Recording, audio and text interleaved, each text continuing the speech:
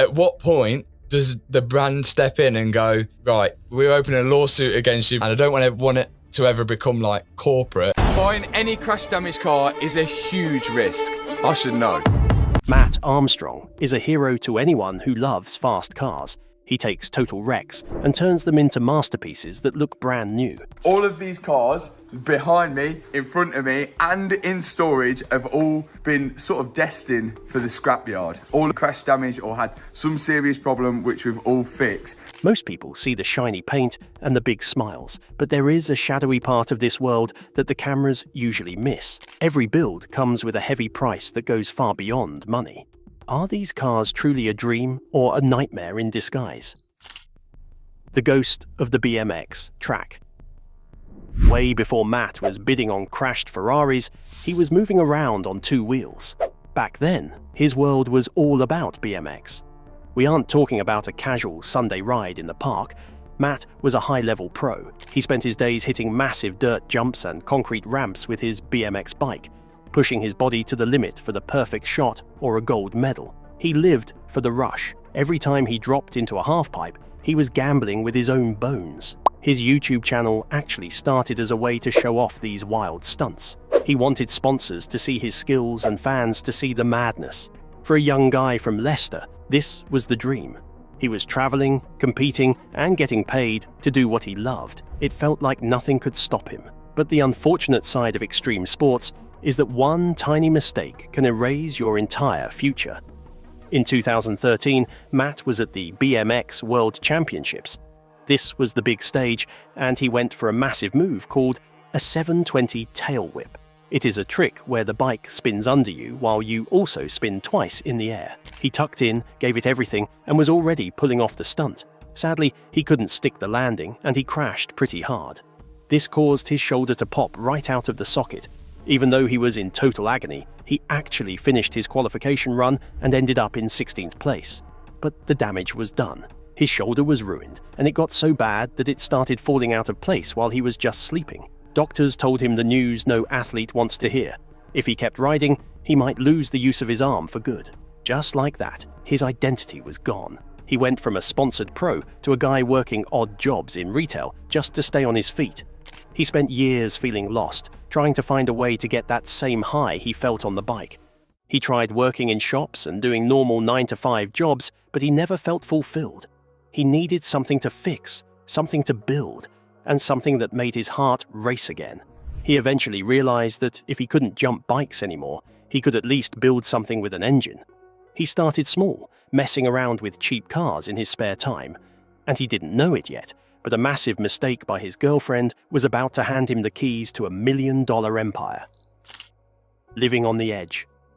Matt was at a low point, but then something went wrong for his girlfriend, Hannah. She had an accident in her Audi TT and left the car a mess. Most people would have just called the insurance company, taken the check, and walked away. They would have let the car go to a scrapyard to be crushed into a cube of metal. But Matt saw something else. He saw a chance. He decided to buy that broken Audi back from the insurance company. It only cost him about £600. That sounds cheap, but back then it was a huge gamble for him. He didn't have a massive garage or a team of experts. He just had his tools and the skills he learned from his dad, Tony. This was the start of the salvage life. But the thing is, when you buy a crashed car, you never truly know what is wrong with it until you start cutting it open. A car might look okay on the outside, but the frame could be bent like a banana. If the frame is ruined, the car is basically a paperweight. Matt was putting his own money on the line. If he couldn't fix it, he would lose everything he saved up. He started filming the process. At first, the videos didn't make much money. He was still working a normal job during the day and then turning wrenches until the sun came up. He was exhausted. His hands were always covered in cuts and black grease. He was living on the edge of burnout, so he had to balance his time perfectly. If he spent too much time on the car, he might lose his job. If he didn't spend enough time on the car, his YouTube channel would never grow. This era of his life was gritty. There were no fancy lifts or high-tech scanners. He had to learn how to source parts for cheap. He spent hours scrolling through websites looking for used bumpers and headlights. Every pound he saved was a pound he could put toward the next project. He eventually moved on to a VW Golf R. He made a video showing how he restored it in just 10 minutes of screen time. People loved it, and the views started to climb. He realized that people didn't just want to see a shiny car. They wanted to see the struggle, to see the moment where things go wrong and you think about quitting. Matt was honest about the mistakes he made, and that made people trust him. He was finally starting to see a path out of his boring day jobs. He was making enough from the ads on his videos to think about going solo. He just needed one big moment to push him over the top and turn his small driveway projects into a global brand. Little did he know, a very famous face from television was about to watch his video and change his life with a single click. The Hammond effect and the pressure of fame. All of Matt's struggle to blow up his channel changed because of a man named Richard Hammond. You probably know him from Top Gear. Hammond is a legend in the car world, and one day he saw what Matt was doing and decided to talk about it. Imagine doing your hobby in your backyard, and suddenly one of the most famous people on Earth tells everyone you are doing a great job. It was like a rocket ship taking off. Thousands of new people flooded Matt's channel every single hour. They wanted to see the guy that Hammond was talking about. This was amazing, but it also brought a lot of pressure. The tough part of this kind of fame is that you can never slow down. Once you have millions of people watching, you can't just fix a normal Ford or a basic Vauxhall. You have to go bigger and faster. You have to buy cars that cost more than a house. So Matt's next big move was a Bentley Continental GT, a luxury car that was famous for being very hard to fix. This Bentley was the project that got him his first big sponsorship. Companies started to see that Matt was a brand and not just some guy with a wrench. But the Bentley was a total nightmare. It had over 100 problems. The engine mount was cracked, which made the whole heavy engine sit at a weird angle. It was a safety disaster because if that engine moved while he was driving fast, it could have been the end for him. The stress was through the roof. I am going to Monaco. So me and Hannah are going to get in the Bentley, we're going to do the first fill up, and then we're going to get out of here. Matt was spending huge amounts of money to get the car ready for a big trip to Monaco. He wanted to prove that his driving skills were good enough for the world stage. People online started to judge him more than ever. Every bolt he tightened was being watched by millions of experts. One wrong move and his reputation would be ruined. And just like that, Matt was no longer just a mechanic, but a full-time creator. In late 2019, he finally quit his other jobs. It was a scary moment because if the views stopped, the money stopped. He had to keep the people fed with more content. He was constantly looking for the next wreck that would grab people's attention. Soon, he found a car that belonged to a world-famous soccer star, and that project would push him to the absolute limit of his sanity. The Rolls-Royce nightmare. Matt was about to take the biggest risk of his life. He found a Rolls-Royce Wraith at a salvage auction. This car was a special Mansouri edition that belonged to the Manchester United star Marcus Rashford. The soccer player had paid about £700,000 for it, but after a nasty crash into a pole, the car was a total wreck. It was missing its face, the wheels were bent, and the side was crushed. Matt clicked the button and bought it for £184,000. This was where the nightmare started. When the car arrived at his garage, it was way worse than it looked in the photos. It wouldn't even turn on. Most people would have panicked, but Matt started digging. The thing about buying a car from a superstar is that these cars are basically computers on wheels because everything is locked. Luckily, Rashford's team actually saw Matt's videos. They reached out and gave him a secret code to unlock the engine. They even gave him some spare parts they had sitting in a lockup. That was a huge win, but the mountain was still steep. The cost of parts for a Rolls-Royce is crazy. Matt found out that just the floor mats cost £4,000 each. He needed side skirts that cost thousands and a new front end. To save money, he actually had to buy a second Rolls-Royce, a donor car, for £90,000 just to take the parts he needed. It felt like he was throwing money into a black hole. He and his dad spent months fighting with wires and heavy metal. They even had to use a hammer to bash the trunk back into shape just so it would lock. Matt ended up spending a total of £324,000 on the project. That is more money than most people spend on a house. The pressure was heavy because if he couldn't make the car perfect, he would lose hundreds of thousands of pounds. He was working on one of the most famous cars in the UK, and everyone was waiting to see if he would fail. He finally got it running and looking brand new, but his troubles weren't over. The Mansory conflict. Even after Matt finally had the Rolls-Royce running, he hit a wall he didn't expect. The car was a special Mansory edition, and that meant the rules were different.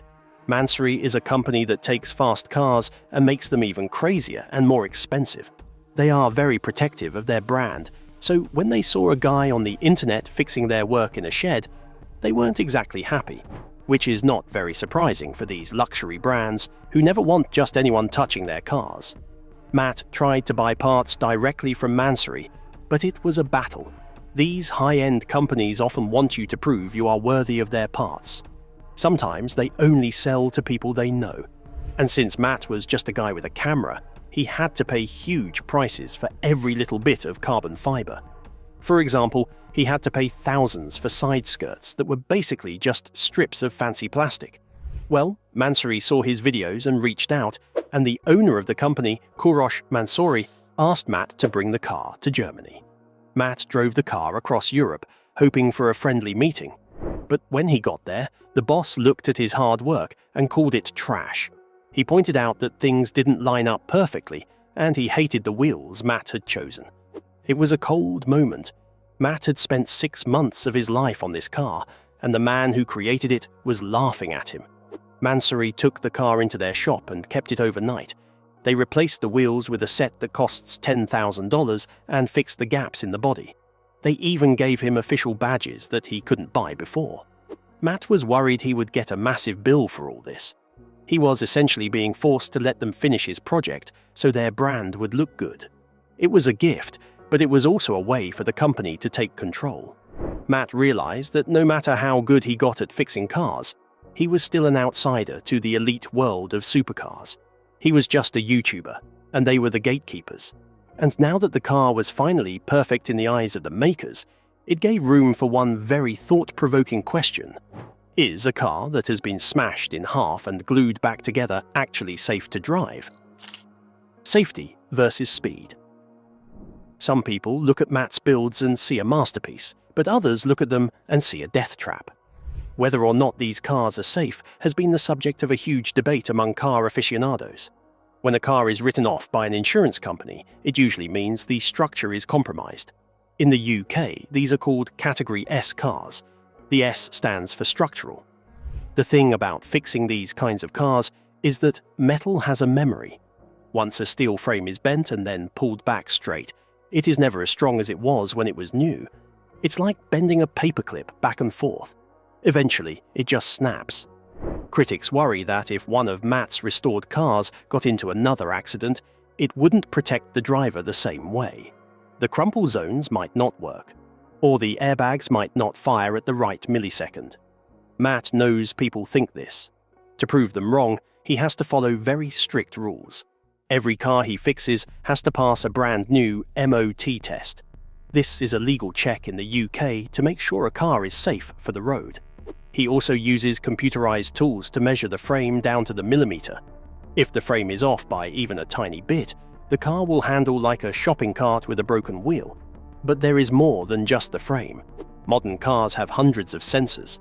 On the Rashford Rolls-Royce, Matt found a hidden safety system that protects your neck during a crash. The headrests actually pop forward to stop whiplash. If he didn't reset that system perfectly, the car would be a ticking time bomb of errors. Matt often says that his cars are actually better than they were before because he checks every single bolt himself, but the pressure of being the salvage guy means he can never make a mistake. If one of his cars failed on the road, it wouldn't just be a bad day at work. It would be the end of his entire brand. The $1 million brand. After all these years, Matt is no longer just a guy in a garage. By early 2026, he had built a massive business empire. His main YouTube channel has exploded to over 6.25 million subscribers, while his second channel, MK2, sits at 2.77 million. Even his Spanish channel, Matt Armstrong ES, has passed the 1 million mark. In total, his videos have been watched nearly 1.4 billion times. Experts estimate that his YouTube ad revenue alone brings in between $300,000 and $430,000 every single month. But the money doesn't just come from views. Matt has turned his armor clothing brand into a global name, and he now runs a massive 800 square meter workshop that was custom built with high-tech PVC flooring and professional bend pack lifts. He isn't working alone anymore either. He has a full team, including professional editors and shop managers, to keep the wheels turning. In late 2025, experts from VinWiki appraised his personal car collection, and the numbers were staggering. He's got a Ferrari F430. This is a gated manual car, another one he bought for his father, who was supposed to be his lifelong dream car, which I cannot argue with. I numbered that at 140, which I think allows for some diminishment because of the damage and the general history, but these things are still collectible cars I love. His Lamborghini Aventador SVJ is worth $600,000. His Lamborghini Revuelto is valued at around the same price, and even his budget Audi RS6 is worth over $50,000. Altogether, his garage is worth more than $3.5 million. However, even though Matt has reached the top of his game, the fact is he can never truly rest. He is constantly looking for the next wreck, whether it is a flood-damaged Rolls-Royce Cullinan or a smashed Ferrari F430. He has traded his quiet life for a high-speed world of million-dollar gambles and global fame. But beneath the shiny paint and the millions of views, some questions remain.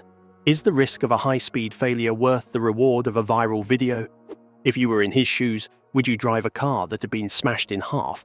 Or is the danger just too high? Leave your answers in the comments below. Don't forget to like the video and subscribe to the channel. Thank you for watching, and if you enjoy this video, please click on the next one on your screen.